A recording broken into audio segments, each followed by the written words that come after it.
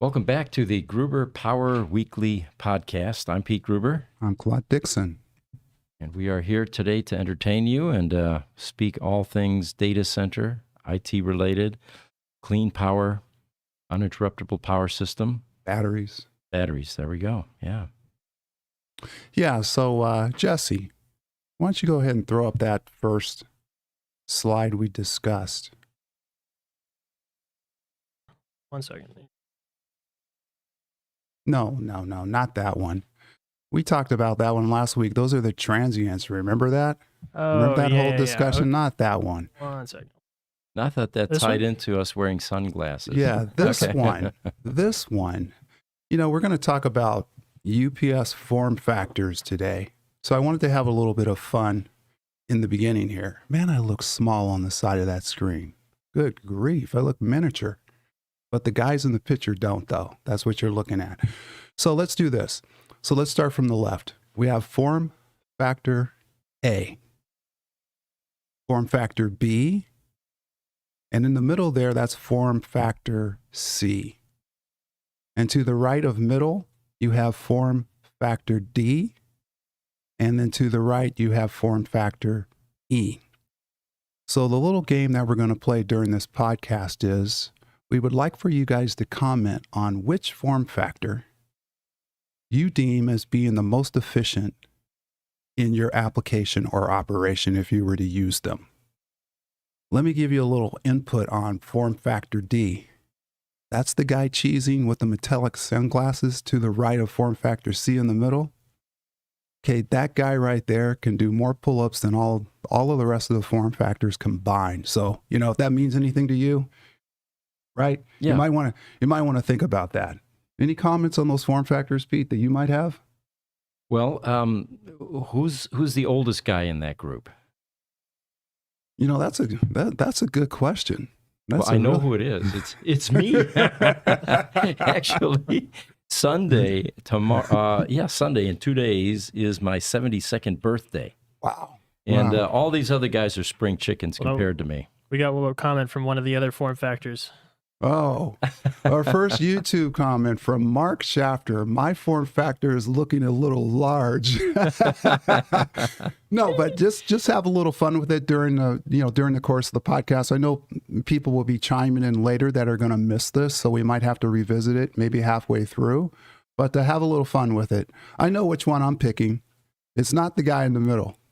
So anyway, form factors, let's get on that with the UPS. That's what we're here to talk about today. So there's basically 6 different form factors. And when we say form factors, we're talking about shape and orientation of your UPS system. So there's 6 categories, starting with small form factors, which would be a UPS. I have that picture. That's form 1. Jesse, if you could slide that in there.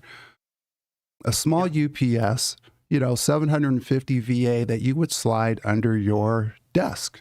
It plugs into the wall, just like a normal appliance would.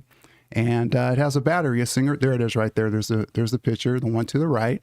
It has a single battery in it. And if your system goes down, it's battery operated, it will come on and run for a certain period of time. Mm-hmm. A real basic UPS, just protecting your system at your desk. So if you go to form factor 2, which is a wall-mounted UPS, form factor 2, that's 6 there.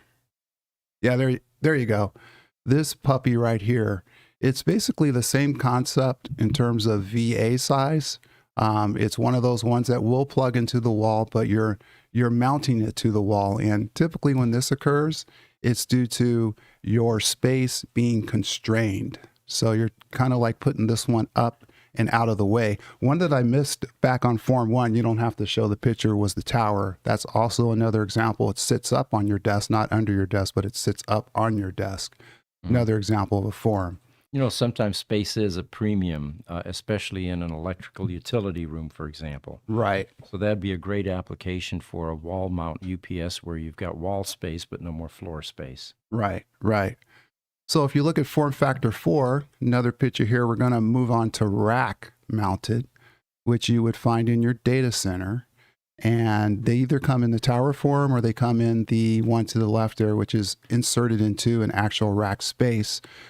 Keep in mind there could be many of those on top of one another.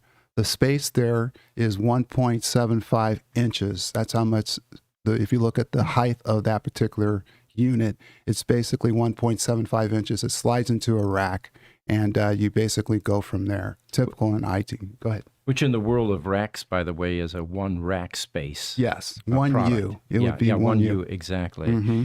And what people sometimes do is if they have server racks, they will put a UPS, a rack mount, into every single cabinet, and then distribute basically the UPS and provide some redundancy in that way. Correct. And then moving on to form factor 4. It's basically the same thing, except you just add a tower. I have an image of that too. I think 4 was the image we just had up. You want to go to 5? Or? Yeah. 5. Sorry about that.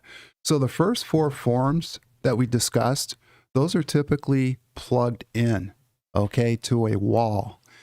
Form factor 5 is the first form where you're actually hardwiring the UPS electrically. So it's more complicated. You have to have more resources involved, electrician, setup, installation, the whole 9 yards. You're talking feeders, that kind of thing. So go ahead and put that in. What you're looking at there is a scalable UPS. So now you're into 3-phase power. The other forms were basically single phase. And also called plug and play. For that very reason, you just plug them in and they're functioning. Here you have to wait for the electrician to come and give you the right amount of power. Exactly. And more resources involved. Like Pete was saying, plug and play, and that's something that we could do on our own. Mm-hmm. It doesn't require, a bunch of resources to come in and set it up, that type of thing. But form factor 5, if you look at that UPS in the middle, that is a scalable UPS. Modular is another name for that. If you look at the one on the right, that front cover comes off, and inside of that, you'd see the components. That is also a modular UPS. All 3 systems are modular, just a different way of looking at them in terms of space, orientation, and size. You go to form factor 6. This is where you're all the way up to a megawatt unit, if that's what you would want to put in there. You're talking wide scale, industrial, heavy machinery, 3-phase. You're talking, all the way up to a megawatt. We service these type of units. Everything that I just showed you, we provide service plans for them. We go out, we look at them, we do preventative maintenance, we repair them. Keep in mind, we're a multi vendor. We work on all sorts of UPS. The product that I just showed you was all Eaton. So, every single piece there was an Eaton UPS. A little bit of a plug there. Our competition, of course, is typically OEMs, manufacturers, Eaton, Vertiv, APC. What we're able to do in the independent space is service all the brands. And very few sites have only one brand of UPS. Some brands are better at small UPS, for example. And then the large UPSs, they have a different brand. So that's the advantage of working with an independent service organization, is that we are geared to working on all of the brands. And the advantage is when you have preventive maintenance visits, you minimize your downtime risk because all the preventive maintenance on all the brands is done at one time rather than spaced out over 6 different vendors on different days and, more downtime. Yeah, because, all of that has to be scheduled. Mm-hmm. And there's 3 or 4 people involved with that process of scheduling. The other thing I want to add too, Pete mentioned maintenance plans. You might be thinking, well, how often do you come out and do work on a UPS? Well, you can set it up to where it's once a quarter. That's typically recommended on batteries because that's vital to your UPS. The UPS itself, it's more a biannual type thing, 2 times a year. We even have agreements that extend 5 years. If you want to go that far. Full service coverage, that includes the parts, response time, whole 9 yards. I got a bit of history there for you. This was probably 30 years ago or so. But the typical service agreements, maintenance agreements on critical power equipment was always 1 year. And we found that customers found it a bit cumbersome to have to start that process again every single year. Yeah. So we began to recommend, why don't you go with a 3-year and a 5-year contract? And like any great idea, when you're in a position of leadership, you're copied immediately. And that year, everybody jumped on the bandwagon and did the 3 and 5 year service contracts, just like we did. Yeah. Okay. Hey, Pete, I wanted to just deviate some because we were going to talk about batteries. Mm-hmm. And, I'm personally really concerned, and we're going to delve into lithium a little bit here, and VRLA. But after researching this and reading many articles, I'm like concerned with our country in terms of our position in this market, especially the lithium-ion market. It's like the Asian countries are playing chess while we're playing checkers. And if I was to play chess, our position would be we have a king and we have pawns lined up. And I'm playing against Asia where they have the king, but they have every other piece on the chessboard. Ah, okay. And I wanted to get your perspective because I know you're into the lithium side of it heavily. What's your perspective on the global market from just a EV battery perspective? Well, in the world of EVs, it is very cumbersome and almost impossible in some ways to carry lead acid, maintenance-free VRLA batteries around with you. They just don't have the energy density that a 18650 lithium-ion cell, for example, has, or pouch batteries. So for EVs to become mainstream and for adoption to occur, it required a transition to something more energy dense. In a data center, that hasn't yet become a problem. You've got your DC batteries or your battery cabinets, and there's usually ample square footage in a data center for different types of DC storage. So they haven't had the pressure. I mean, you're obviously not going to want to carry around 4,000 pounds of lead acid wet cells in your car as you're driving around. And the first indication of that, by the way, was the T0 in 1997. Which originally had Optima 12-volt spiral wound batteries in them, which is a 12-volt battery that typically goes in a race car. It's a bit more expensive than your AutoZone version lead acid battery. A bit more efficient too. It was sealed and all that, and it had more energy density than your traditional wet cells. That car did not really become viable until Martin Eberhard decided that he wanted to put laptop batteries into that car. Mm-hmm. The one that we have hanging on our wall in our service center, by the way, was one that had originally, lead acid batteries in it.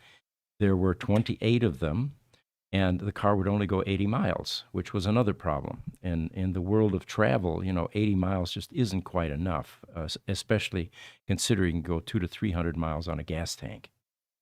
So his innovation was recommending that they convert that T0 to lithium-ion laptop batteries, which he was familiar with since he was making e-books at the time, and they experimented a bit with different types of energy storage and found that the 18650 cells were the most cost-effective.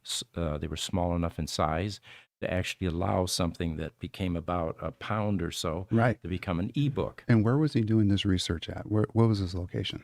This was in San Dimas, California, where AC Propulsion Systems is, and he contracted them to convert one of these T0s to lithium-ion. Now we went from 80 miles range to 400 miles range with a better 0 to 60 time because the energy, there was so much more power available. And what year was this? 1997. Okay. Yeah. And that was what started Tesla. That's when he incorporated and decided, now we have a viable product. We've got a sports car that'll do 0 to 60 in 3.8 seconds or whatever. And it's going to beat Lamborghinis and Ferraris of the day. It's sporty looking. And that's what motivated him to start Tesla. Really cool concept. And that's definitely the way the trend is going into EV. Mm-hmm. But, one thing that I looked at that I researched was just capacity. Where is the production capacity in the world for this technology? And it's not here. So that's the reason why I ask you, when I say here, I'm talking the United States. That's the reason why I ask you when he made that call that, hey, guess what? We need something that's smaller, that can get more range, lithium-ion is the way to go. That was 1997. Right. Okay, here we are in a scenario from a capacity standpoint where China has 80% of the capacity, okay, of production, being able to convert this raw material into usable lithium, okay, to put in this battery. First question is, how does that even happen? You know, what's your thought process on China having basically the lion's share of the production capacity? Sure. Well, it may sound ominous, but China really doesn't have a stranglehold other than cost. They have a production manufacturing cost that is lower than most parts of the world. And they've also evolved their technical ability to the point where they're able to make product like this. Sometimes the countries that have low cost of labor stay in low-tech type products, clothes, shoes, China, however, has spent a lot of resources and time developing their technical ability. Chip manufacturing in Taiwan, right now it's the global leader. So I'm not greatly concerned about the fact that China has 80% of the lithium-ion or the EV battery production at this point. There are other parts of the world that are very much so beginning to create product like that, like the Gigafactory Nevada, Tesla's. I'm glad you brought that up. That's the one that's currently running, is the largest one in the world.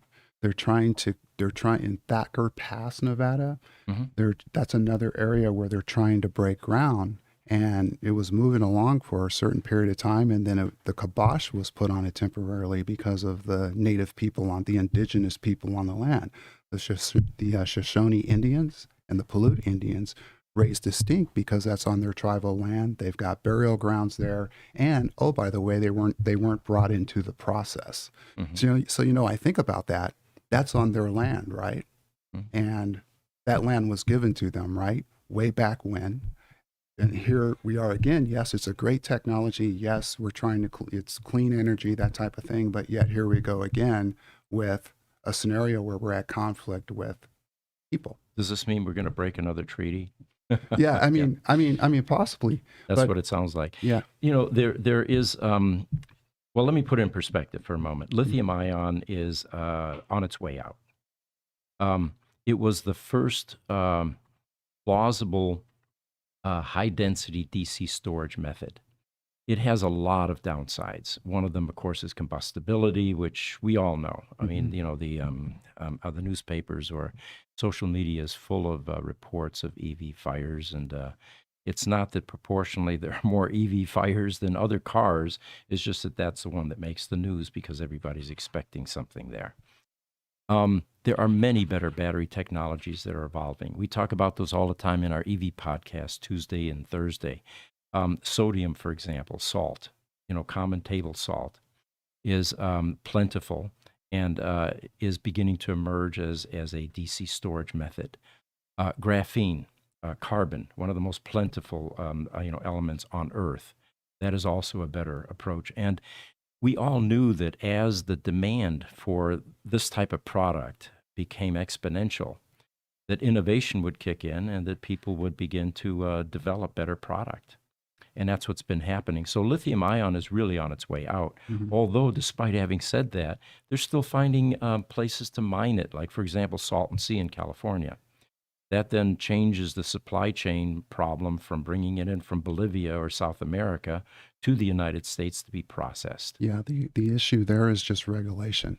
In the United States, we're tight on regulations, and the prior administration was trying to loosen that up where we could go in and mine and become more of a domestic producer. Because we're on the bottom of the chart. Another point I wanted to make just back on capacity is Germany.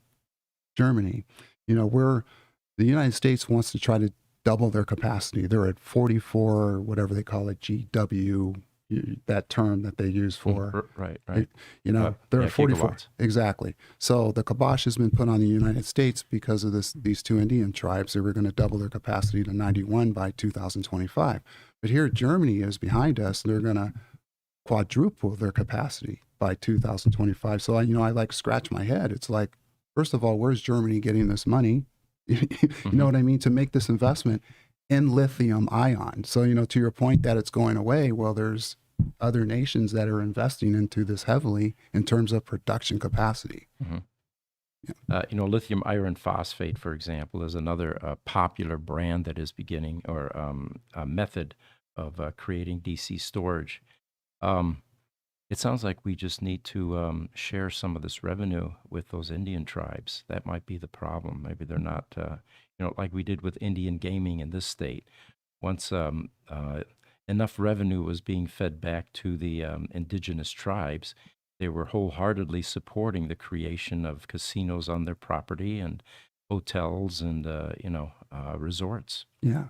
Another thing I wanted to get your opinion on was Can we do that in just Sure. a second? I don't want this. Yeah, Mark YouTube- was chiming in to your guys' conversation. Okay. Looks like Mark, who is going to be, by the way, I'm going to be on vacation in a couple of weeks, and it'll be Mark and Claude that will be running these GPS podcasts. So Mark promised us today that he's going to watch this one and see how we do and see how he can fit in to fill my shoes on this one, right? okay. That's right. So he's saying, is this Nevada site the one that's been making news currently because NASA uses the site to remotely calibrate their satellites? That I don't know, Mark. That might be the one in Utah. There's another Indian reservation in Utah that's trying to be used as well for mining, and if we were actually to tap some of these mines, we would have more than a lot of these other countries. There's so much deposits that we can get into, but it is all, an Indian reservation, for all intents and purposes, is a sovereign nation. It's a country, Yeah. essentially. Mm-hmm. So it's hard for us to get in there. The final part of this discussion typically is with the exponential demand for DC storage for electric vehicles, and we're just on the cusp now of beginning to develop, massive adoption. Nowhere near that level yet. There are much better DC storage technologies that are beginning to emerge, at least on the drawing board at this point. Now, the real connection that we're, I think, trying to make here is, why isn't the critical power business taking advantage of these higher density DC storage methods? Why do we still put lead acid batteries into data centers and computer rooms? Well, I'll tell you what, that market is still growing. Mm-hmm. I mean, it is projected to grow by 5.2%.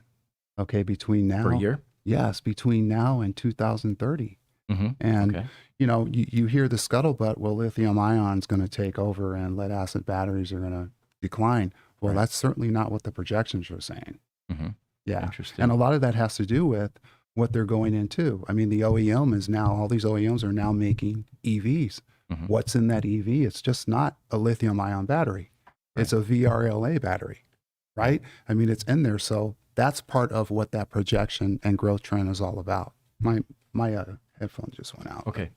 So the second part of this is, not only do you get more energy density in some of these different types of, getting away from the lead acid batteries, but I'm sorry, we've got a technical problem here. Oh, he's going to give you a different headset. Okay. Good. Check, audio check, 1, 2, 3, 4, 5. There you go. You got a better one. Thank you. So you have a smaller footprint. Mm-hmm. And, for now at least, apparently, critical power in data centers, the footprint isn't as important. But lithium ion or that type of technology, getting away from lead acid, would definitely give you a smaller footprint for that. But the most notable thing about these newer battery technologies is we're no longer going to be changing these lead acid batteries every 3 to 5 years. They have a much longer lifespan. So you get, less disruption in your data center. I mean, you know this well. What does it take to take out strings, hundreds of strings of batteries that weigh about 100 pounds each out of a data center mounted in cabinets? That's a major labor. Yeah, it's a lot of labor. Yeah. Mm-hmm. With these newer battery technologies, you only need to do that every 15 to 20 years or so. Now, here's the thing. I totally agree with you in terms of the efficiency, but here's the thing. There's no recyclability yet for the lithium ion battery, where there is for the lead acid battery. So, the change outs, We're able to recycle them. We're able to safely recycle them. Where lithium ion, that's 5% right now. And we use those batteries in everything, our watches. And what do you do with your lithium ion batteries at home when you dispose of them? Well, if it's a small product, it probably ends up going into the dumpster, which is not the correct way to do it. Yeah, Right, right. technically you're supposed to ship it somewhere, but no one does that. Right. But there's a company called Redwood Materials that's up in Carson, Nevada. It was founded by J.B. Strobel, the original chief technology officer of Tesla.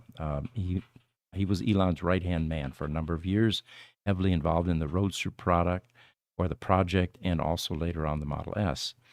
He left Tesla about 3 years ago or so to start Redwood Materials, which is a battery recycling operation for the newer styles of batteries.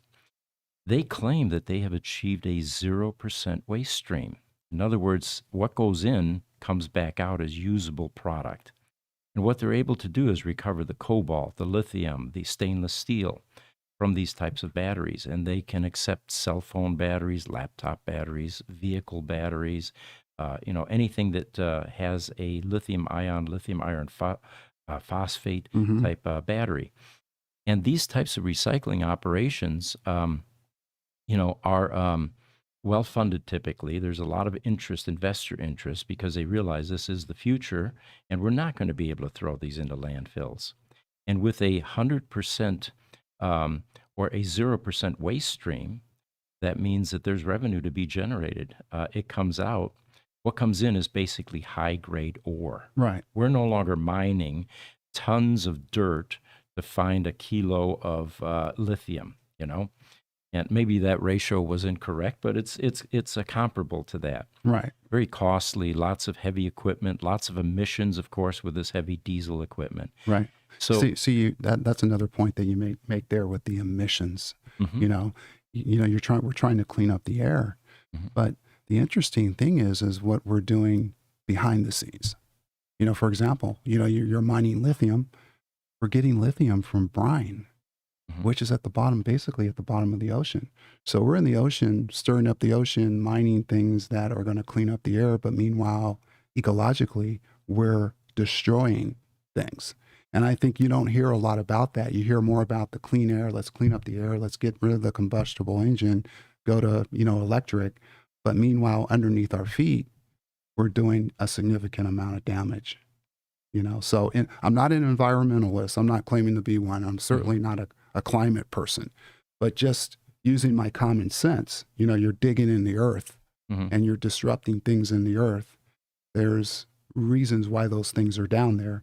There's animals down there. There's species that live off of certain things. And you just like what's going on right now on the beaches on the East Coast with those sperm whales washing up ashore because of what? I don't even know that one. Because of the wind. The wind investment that they're doing out in the Atlantic Ocean. They're putting up wind turbines, and now these sperm whales are washing up dead on the shore. Just things like that most people aren't thinking about that are in the business like we are. So lithium mining. Ocean water is one source. Brine ponds. Salt flats. Yes, and it requires a lot of water in order to create these brine ponds that and the air, or then the water evaporates. There's the Salton Sea, for example. They're actually doing it a bit more efficiently in that they're harvesting geothermal type energy to create electricity. And instead of pumping that brine or that geothermal sludge back into the ground after they're done extracting the heat, they're now finding that there's a high concentration of lithium in this slurry or sludge. But remember, lithium ion is on its way out. There are newer battery technologies coming in. And so these are all temporary challenges that we face. But then getting back to critical power, it's still a mystery as to why the critical power vendors, all of the major OEMs, are not yet capitalizing on what is already a proven technology in other. Cost. And you're thinking that a more energy dense non-lead acid battery would cost more than these lead acid variants or equivalents. I would say so, based off where minerals are being mined right now. That's how come domestic production is critical. I'm talking United States, having the capability here to produce things and also to get our own raw materials will bring down the cost. I was reading that in some cases, some of these minerals travel 50,000 miles to their end destination to be processed. Oh, yeah. That's going to cost some money, and lithium isn't the only mineral in a lithium-ion battery. There's 5 other minerals in that battery that they're not coming from the U.S., coming from Africa. Okay. So, people are looking at that. The cost hasn't gone down yet with lithium-ion. I see that, in some of the cells that we've made that have included lithium. First of all, it takes forever, okay, on the cell side of it. When I say forever, I'm talking a long, long lead time to get a UPS system that has lithium-ion batteries. Okay, customers need it now. They need their protection now, so they're going to go with lead acid. They're going to say, I can't wait that long.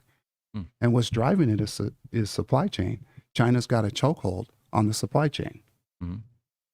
So you're thinking that the reason that there isn't wider adoption in the critical power world is because of delays in the battery. And just basic cost right now. Okay. Mm-hmm. Okay. Yeah. So those are just some of the observations that I made just in my little studying I did. Okay. Yep. So do we want to move on to the computer room AC Sure. project? Okay. If we can pop up the first picture there, Jesse. Hey, Pete, before you do that, Yeah.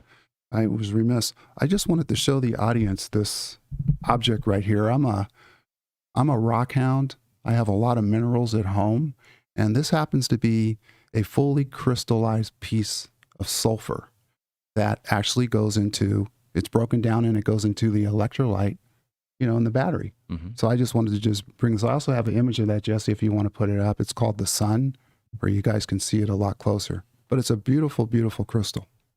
Bright yellow. Sulfuric acid is what's in the battery.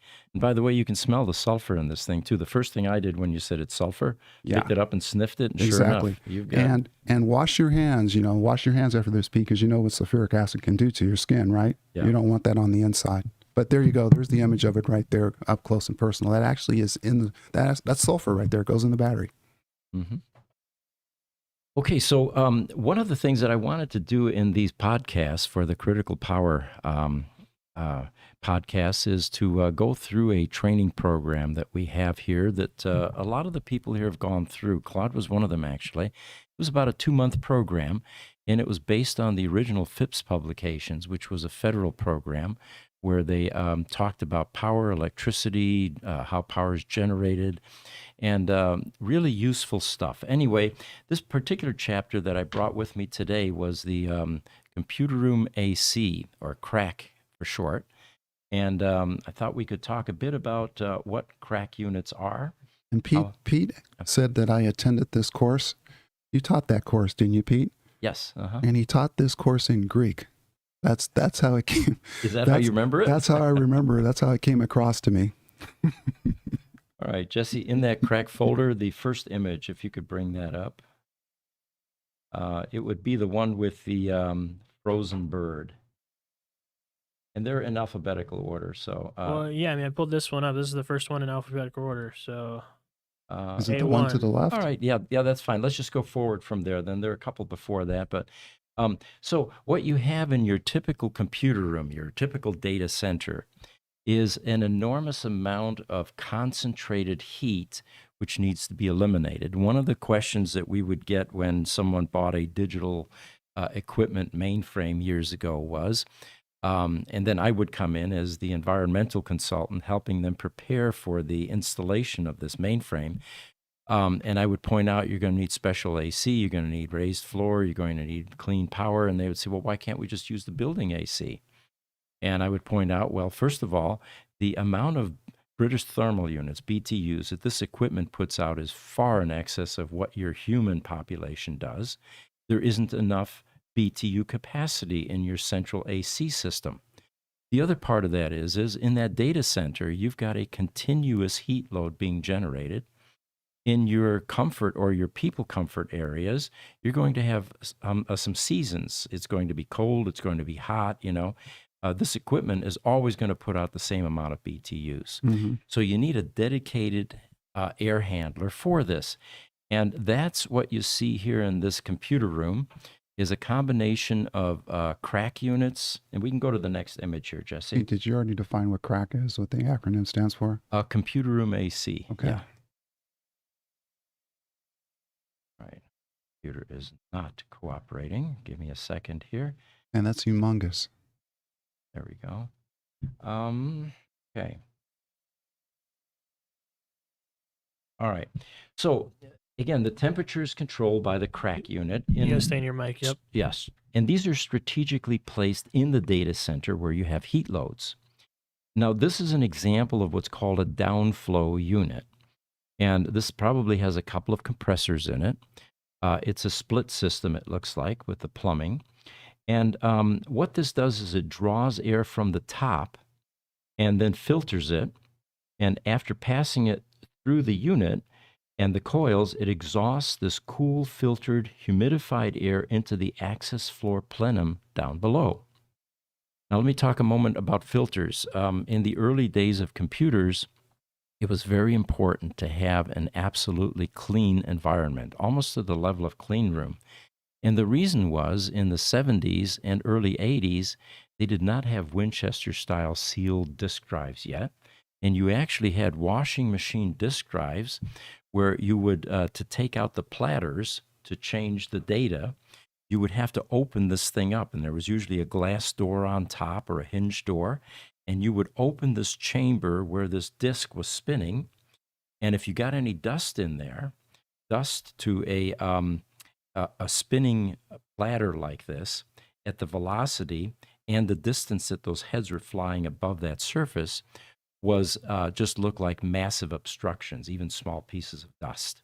So it was critical to have a clean room environment. And what these CRAC units did was they had 5-micron filters. They were about 4 inches thick, and they were S-pleated, so you maximized your surface area. And that provided the filtered air that then got pumped down into your access floor and then distributed. So let's go to the next image. And now we can see how the equipment used to cool itself. Now, this is on an access floor. They don't show it here, but in the front of these cabinets, in this case, it's drawing directly from the bottom. The access floor or raised floor portion became a plenum where the cool air was pumped. And from there, you had either ventiles in the front of equipment or you had openings underneath the equipment, and that's where the cool air then entered the cabinet.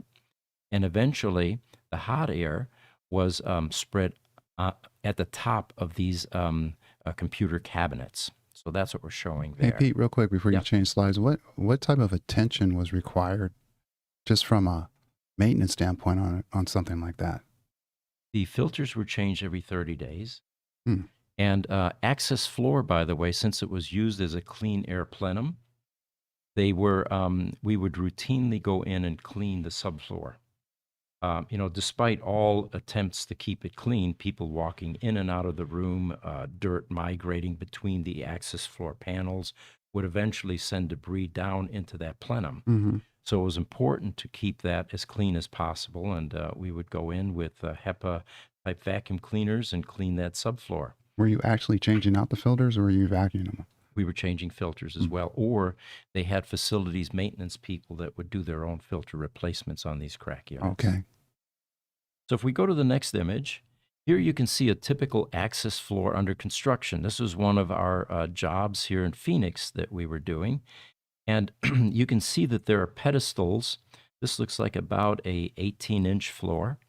And they came in various heights, 6 being the smallest, and you couldn't use that as a plenum. But once you got to 12-inch finished floor height, then you had enough room underneath the floor to use that as a plenum for cool air. On the left there, lower left, you see a tray, and that would have been a cable tray that would hold data cables, even some electrical cables and plumbing. All right, so let's go to the next image. Now here's an example of vent tiles. And again, these were access floor. They're typically 2 foot by 2 foot. And these actually are perforated. So, what an access floor allowed you to do was to distribute the air and make changes as you moved equipment around. If you took some of these cabinets and moved them elsewhere, you could take your ventiles with you and continuously supply cool air to the front of those cabinets so they can draw in cool, filtered, humidified air. All right. One more image. Let's go forward. Now, here's your typical access floor installation.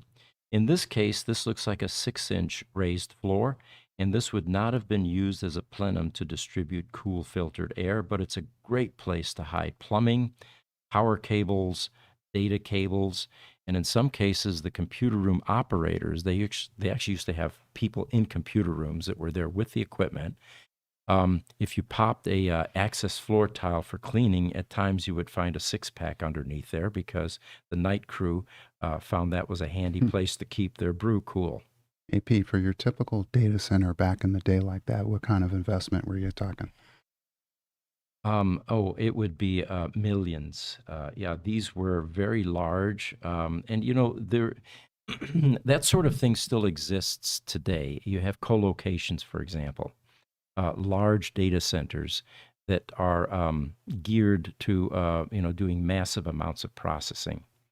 And so not much has changed. It's just that the hardware has changed. Mhm. And the vulnerability to having unfiltered air has also now been removed because disk drives have been sealed for 30 plus years. The Winchester drive was actually the first one that came out with a completely sealed system where you couldn't get at the platters. And of course, they last a lot longer that way. Hmm. I remember one time, one of the computer operators at the digital equipment, the Deck 10 data center, placed a cup of coffee on top of one of these big washing machine-sized disk drives.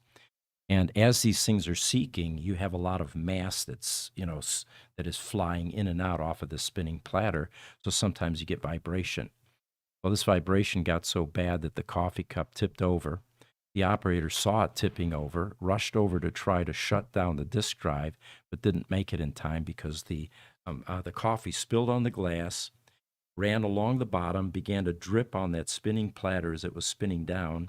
The heads were still protruded, and the next thing you know, there was smoke inside that disk drive because the heads had what they call crashed, Right. which is basically like an airplane crashing into a building, Yeah, you were talking security. I'm Mhm. sorry, not clean room earlier. Right. Did they have any type of security during that time, or could you just walk in the clean room? Oh, a lot of security. Yeah, Yeah. there were. In fact, in the banking business, for example, they on downtown Phoenix here, Valley National Bank had a processing center off I-17 around Indian School, and when we went in to service that, they actually had man traps. Mm. So one of those spinning things where you go through it and then it locks behind you, so no one could get in Well, or out unless they were cleared. well, the reason why I asked that question, we've been doing work over at that TSMC. Yeah, exactly. And I was talking to a few of the employees there, the managers there. They're actually going to have armed guards Yeah. at the clean room. Oh, It's yeah. that you just don't go over there. Yeah, Yeah. not surprised at all.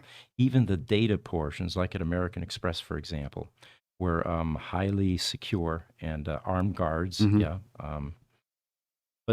So anyway, that's an access floor picture there. And then if we go to the next picture, you can see your average downflow unit and see what's inside. Now remember, this thing is drawing from the top. In the upper left-hand corner, you can see a bit of that 4-inch S-pleated 5-micron filter. Then what you see is some plumbing and a condenser coil. It is an A-frame. This might be a Ream a CRAC unit. That's one company I think that's out of business now. And what would happen is as the air was drawing in the top, it would go through that condenser coil stack, that big A-frame stack. Underneath that A-frame was a reheat option where they actually introduced humidity into the air or removed moisture by doing reheat. So you were actually cooling and heating at the same time to remove moisture. Not very efficient, but it got rid of moisture to maintain the humidity level from 40 to 60%. Now, the reason that that they focused on maintaining humidity in a data center, a computer, was to minimize the effects of static electricity, which were not only generated by humans walking across the floor, but by spinning equipment.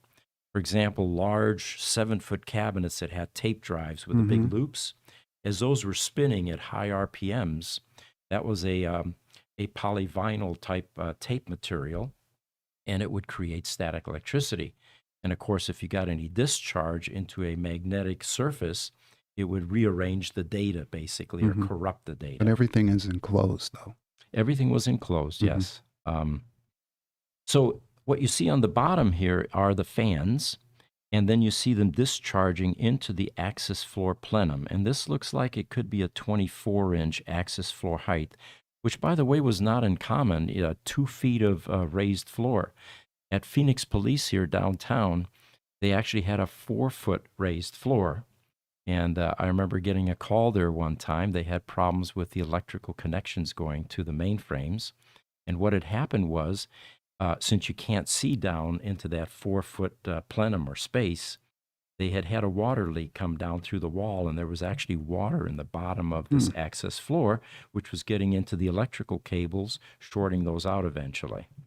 So that was one of those cases where I could go down into that plenum and walk around, being as short as I am. Right. You know? Form factor. Exactly. Exactly, form factor, and go digging around that access floor to look for what the problems were.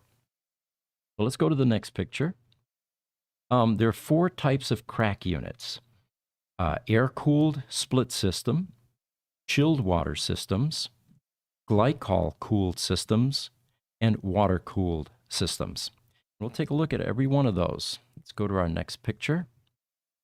So an air-cooled split system was the most popular and most common way of providing air conditioning in a data center. And this consists of 2 pieces of equipment.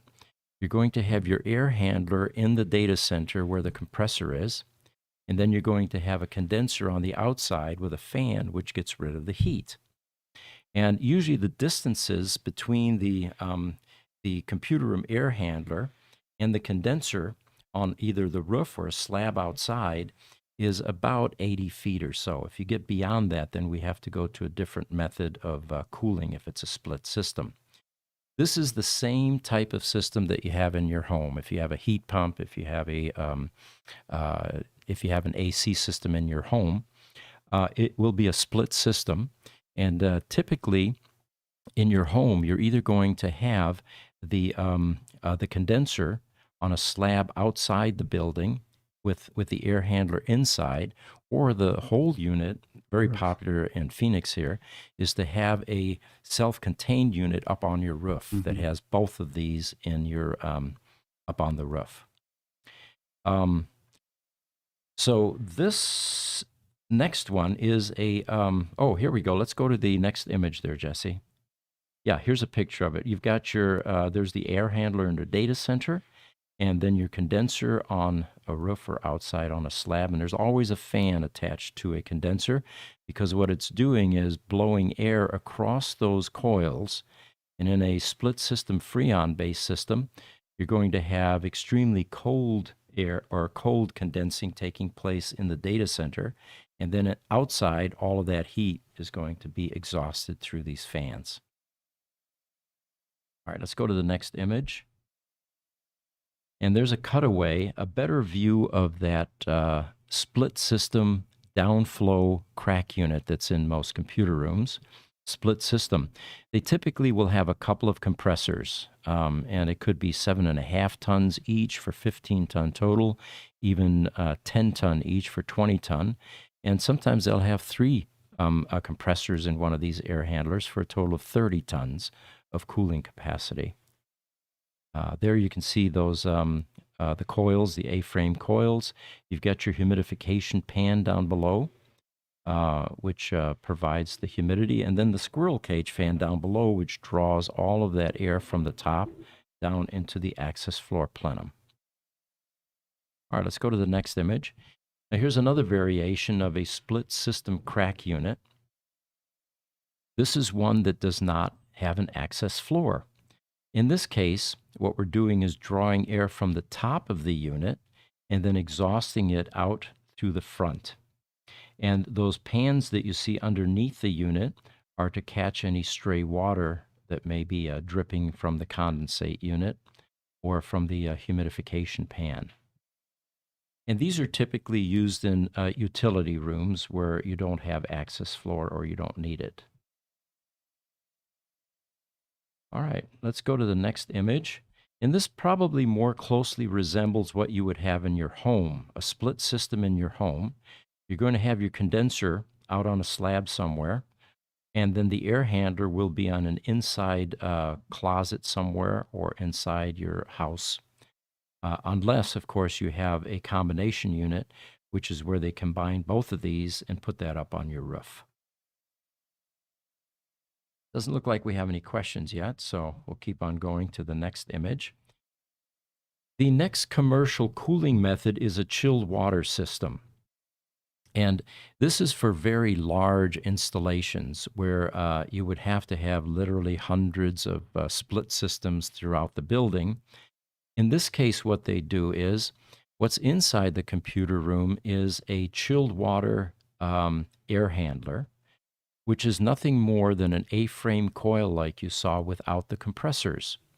And what happens is they feed through a large plumbing, chilled water, into the condenser coil in the air handler in the data center. And by drawing air across it, you actually end up getting cold air into that data center. Now, you have to get rid of the heat somewhere. And what happens then is you have a cooling tower. And you've probably seen these on buildings. By the way, the temperature that can be achieved is down to 46 degrees Fahrenheit for chilled water for CRAC units with one of these cooling towers. So let's go to the next image. And you can see here that a cutaway of a chilled water downflow CRAC unit shows the condenser coil or the A-frame coil and a humidification pan with a squirrel cage fan that then blows this cold air down through into the access floor. What you don't see here is any compressors because it is not a split system using Freon. So there's no Freon involved.